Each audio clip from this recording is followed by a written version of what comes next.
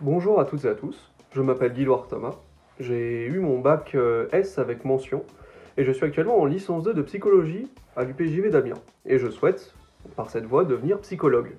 Mais avant de parler d'autre chose, être psychologue, qu'est-ce que c'est? Qu'est-ce qu'un psychologue?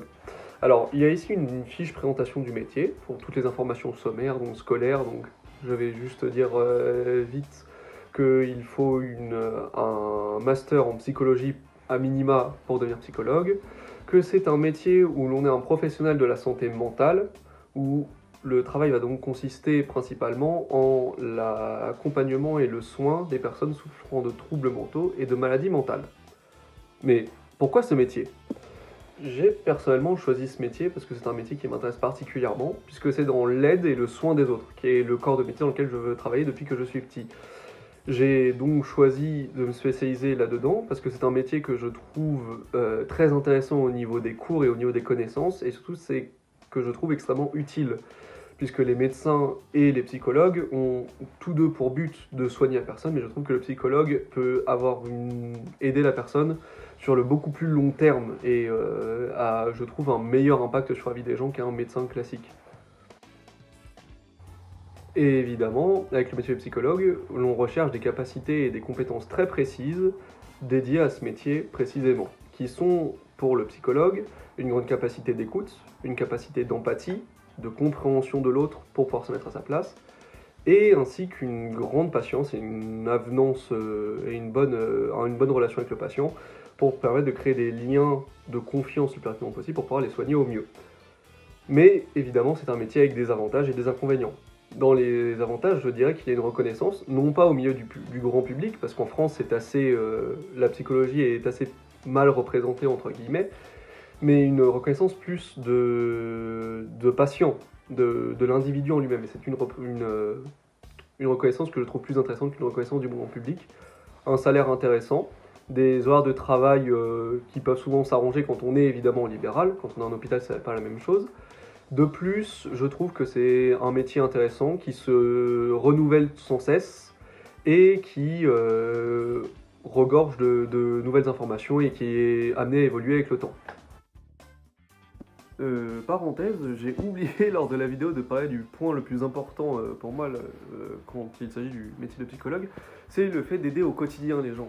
Le fait d'avoir un impact positif sur les gens en général et au sein de la société au quotidien. Le fait d'aider et de soigner les personnes qui ne pourraient pas sinon se faire soigner par quelqu'un d'autre. Mais évidemment, il n'y a pas que des avantages au métier, et il y a aussi plusieurs choses qui sont des inconvénients. Tels que le salaire par exemple, qui est très instable, il n'y a pas une réelle stabilité financière, à part si on est bien implanté ou si on travaille dans un hôpital, mais dans ce cas-là, le salaire sera moins élevé, avec une meilleure stabilité.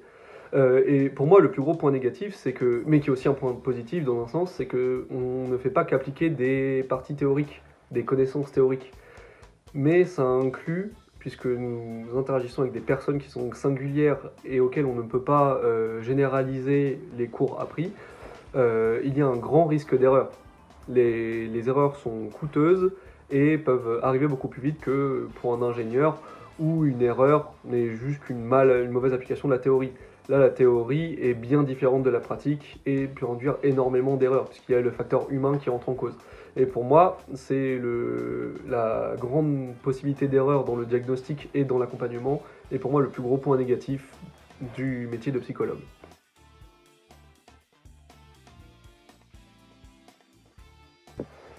Pour finir, je vais vous exposer mon chemin tracé optimal, présenté ci présent, qui représente donc le chemin que j'aimerais prendre dans les futures années, avec du coup la fin de ma licence, la fin de mon master, le début de mon doctorat potentiellement pour devenir enseignant-chercheur, et mon début de travail. Mais aussi, je voudrais parler des compétences que je pense pouvoir développer au fur et à mesure pour devenir psychologue et être un bon psychologue. Donc je pense déjà avoir en partie une bonne compétence d'écoute et d'empathie, ainsi qu'une grande patience, donc trois des grosses qualités requises. Je pense néanmoins ne pas encore être assez avenant et ne pas encore avoir assez de connaissances, et je pense qu'il faut que je travaille sur ma timidité avant de pouvoir me permettre de penser pouvoir devenir psychologue. Merci de m'avoir écouté, bonne soirée.